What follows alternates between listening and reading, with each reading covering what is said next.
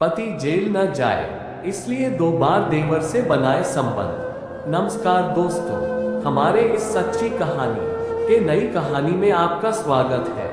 मुझे उम्मीद है कि आप इस कहानी से आप कुछ जरूर सकारात्मक चीज सीखेंगे और आपको हमारे द्वारा बताई हुई कहानी अच्छी लगी हो तो कृपया आप नीचे दी गई लाल वाली घंटी को जरूर दबाकर चैनल को सब्सक्राइब करें। जब मैं 18 साल की थी, जब मेरा निकाह हुआ, 2-3 महीने बाद ही शौहर गाली गलौज और मारपीट करने लगा।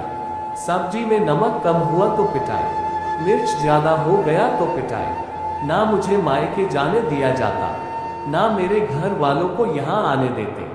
ऐसा लग रहा था जैसे मारपीट ही किसी भी समस्या का समाधान हो। फिर भी मैं सहती रही। इस तरह 18 महीने गुजर गए। एक दिन शौहर ने तलाक तलाक तलाक बोलकर घर से निकाल दिया। तब बेटी सिर्फ 7 महीने की थी। मैं रोई गिड़गिड़ाई तो कहा कि अब तुम्हारा हलाला होगा, तभी मेरे साथ रह सकती हो। रिश्ता बचाने के लिए मैं हलाला के लिए राजी हो गई। शौहर ने देवर को बुलाया और कहा कि इससे तुम हलाला करो। जिस रात देवर ने मुझसे संबंध बनाए, मैं बहुत रोई, बहुत गंदा महसूस हुआ। खुद से घिन आने लगी। ना किसी से बात करती, ना खाना खा पाती, लेकिन क्या करती? रिश्ता बचाने का यही एक रास्ता था। 3 महीने तक देवर ने प्रतिदिन मुझसे संबंध बनाए और मैं इस जुल्म को सहती रही।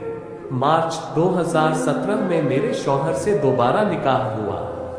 मैं खुश थी कि अब सब ठीक हो जाएगा, लेकिन वे और ज्यादा मारपीट करने लगे।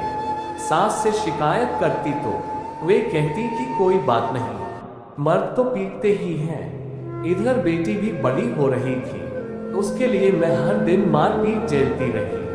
2 साल बाद वे मुझ पर दहेज के लिए दबाव बनाने लगे। उन्होंने कहा कि अपने अब्बू से पैसे मांगो। मैंने पहले समझाया कि वे पहले से कर्ज में दबे हैं, पैसे नहीं दे पाएंगे। इस पर एक दिन शौहर ने फिर से तलाक दे दिया। मैंने मायके जाने की कोशिश की तो जाने नहीं दिया। उन्हें लगा कहीं वहां जाकर पुलिस से शिकायत ना कर दे। शौहर ने कहा कि फिर से छोटे भाई के साथ हलाला करो, तब मैं तुम्हें रखूंगा। मेरे पास कोई ऑप्शन नहीं था। देवर 3 महीने तक मेरे साथ संबंध बनाता रहा। इसके बाद शौहर से निकाह तो हुआ, लेकिन मुझे तत्काल मायके भेज दिया गया। कुछ दिन मायके में रहने के बाद पति के पास जाना चाहा तो मना कर दिया। मैं रोज रोज आने की बात कहने लगी, तो एक दिन फोन पर तलाक तलाक तलाक बोल दिया। मैं तो सन्न रह गई। मेरे हाथ से फोन गिर गया। रोते हुए दोबारा फोन किया तो अपने बहनोई के साथ हलाला करने को बोलने लगे। मैं चिढ़ गई। मैंने झल्लाते हुए कहा कि बार बार मेरे साथ ऐसा क्यों कर रहे हो? इस पर उन्होंने कहा, तुम हो ही इसी लायक, तुम्हें रहना है तो ऐसे ही रहना होगा मेरे साथ। मैं तुम्हें बीवी नहीं मानता।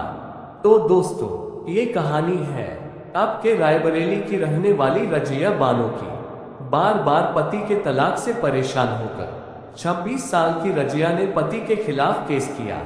8 दिन तक लगातार थाने जाती रही, तब जाकर पुलिस ने उनके पति को गिरफ्तार किया। पिछले 8 महीने से पति जेल में है। रजिया के पास कोई सोर्स ऑफ इनकम नहीं है। अपने पिता के साथ जैसे तैसे गुजारा कर रही है।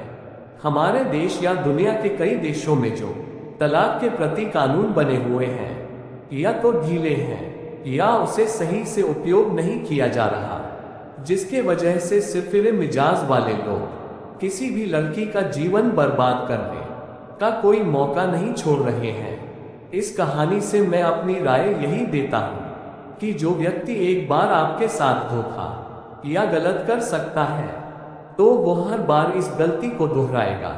इसलिए इस तरह के मानसिक रूप खराब व्यक्ति को पहली बार में ही सबक सिखाना जरूरी हो जाता है। इस कहानी को यही खत्म करते हैं और आप बने रहिए हमारे साथ किसी और नए कहानी के लिए। तब तक के लिए नमस्कार, धन्यवाद।